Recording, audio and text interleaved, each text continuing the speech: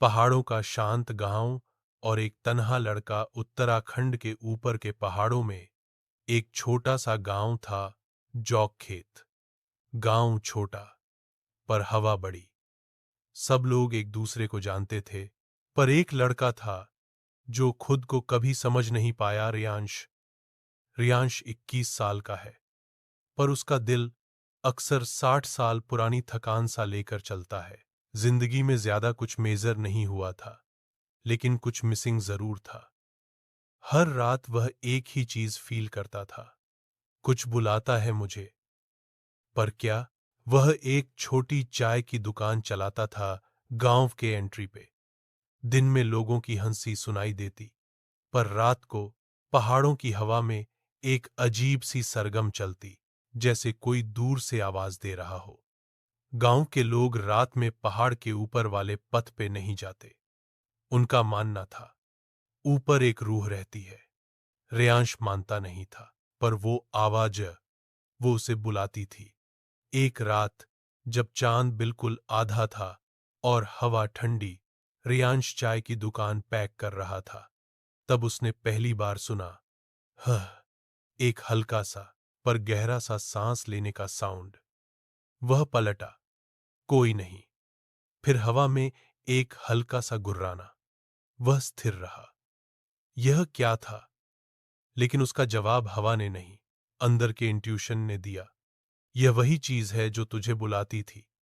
उस रात उसे नींद नहीं आई। वह बस सोचता रहा, यह आवाज कोई जानवर या कोई मैसेज। गांव के लोगों ने बोला, रेयांश, रात को ऊपर मत जाना। ऊपर सिर्फ हवा नहीं चलती। लेकिन चेतावनियों का कोई असर नहीं हुआ। 2 दिन बाद एक रात हवा और ज्यादा ठंडी हो गई। रेयांश ने अपना जैकेट लिया और पहाड़ के ऊपर वाले रास्ते पर चल पड़ा। सब साइड में देवदार के जंगल, ऊपर से ठंडी हवा, चांद की रोशनी रास्ते को सफेद बना रही थी। वह आगे बढ़ता गया। तभी एक और आवाज सुनाई दी, हं, रर। इस बार गुर्राहट स्पष्ट थी। रेयांश रुक गया। उसने टॉर्च ऊपर उठाई और एक सेकंड के लिए वक्त रुक गया। एक भेड़िया, नहीं, एक नीला भेड़िया। वह पूरी चांदनी में खड़ा था। उसकी आंखें नीली नहीं, इलेक्ट्रिक ब्लू थीं। फर थोड़ा चमक रहा था, जैसे वह असली हो, पर थोड़ा अनरियल भी।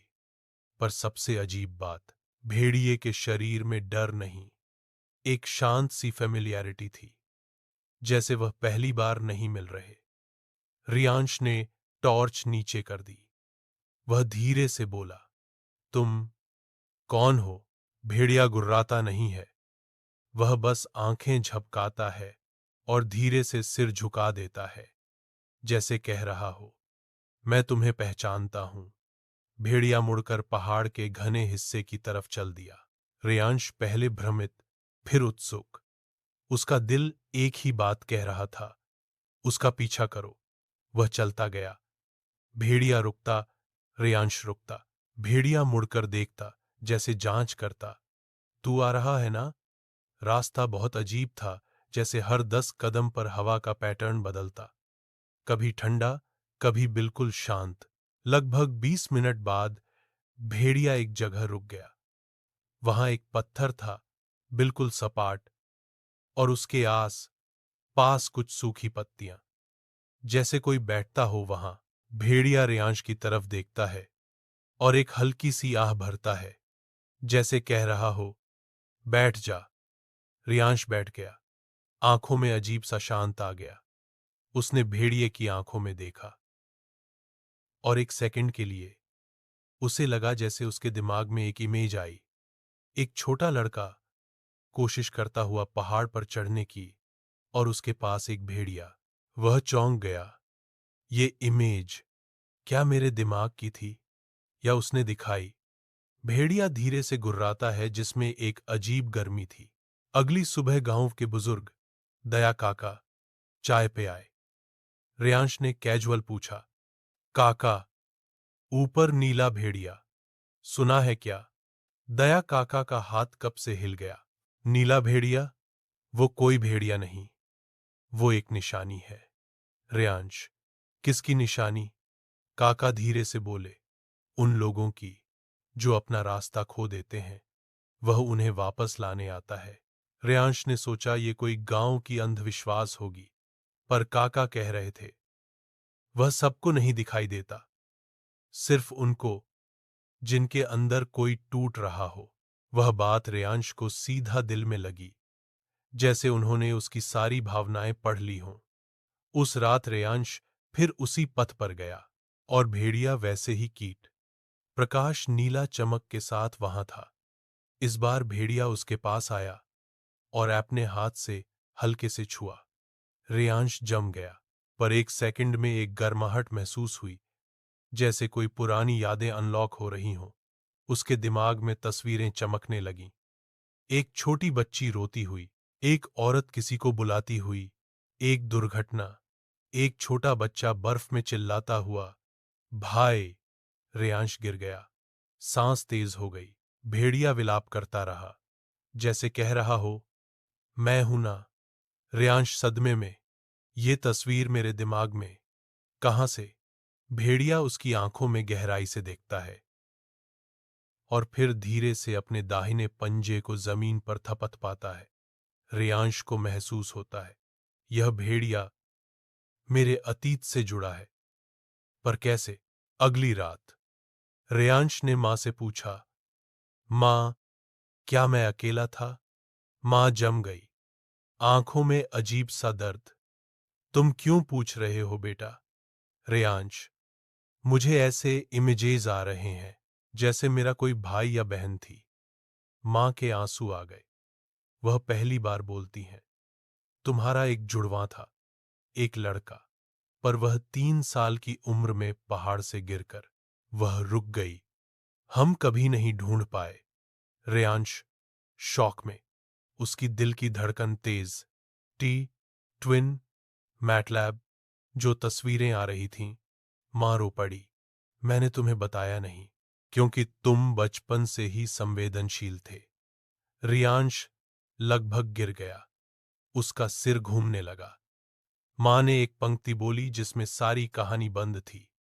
वह कभी मिला नहीं, पर कई लोगों ने बोला कि दुर्घटना वाले क्षेत्र में कोई नीली आंखों वाला भेड़िया देखा गया था। रेयांश का हृदय रुक गया।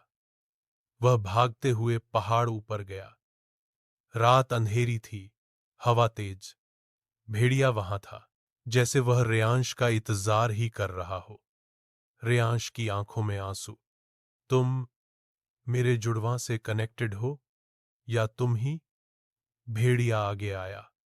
उसने अपनी नाक से रेयांश के हाथ को रगड़ा, और एक सेकंड में रेयांश ने स्पष्ट दृष्टि देखी। एक 3 साल का बच्चा बर्फ में पड़ा था, बिल्कुल अकेला, ठंड से कांप रहा था। जैसे ही बच्चा रो रहा था, एक नीली रोशनी जमीन से निकलती है और बच्चा धीरे धीरे एक चमकते हुए भेड़िए के आकार में बदल जाता है। छवि समाप्त। रेयांश जम जाता है। तुम वो हो? उसकी आवाज टूट गई। तुम ही मेरे भाई हो? भेड़िया धीरे धीरे सिर झुकाता है। एक आंसू जैसी नीली चिंगारी उसकी आंखों में चमकती है। रेयांश भेड़िए को गले लगाता है। पहाड़ पे हवा चलती है, पर एक नई गर्मी। रेयांश के अंदर एक गिल्ट था। मैं तुम्हें वापस इंसान कैसे बनाऊं? क्या मैं बना सकता हूं? भेड़िया आगे चलकर एक छोटी सी जगह पर रुकता है। वहां एक पुरानी ट्री ट्रंक है, उसमें एक डीप क्रैक, जैसे कोई पावरफुल चीज कभी वहां से निकली हो।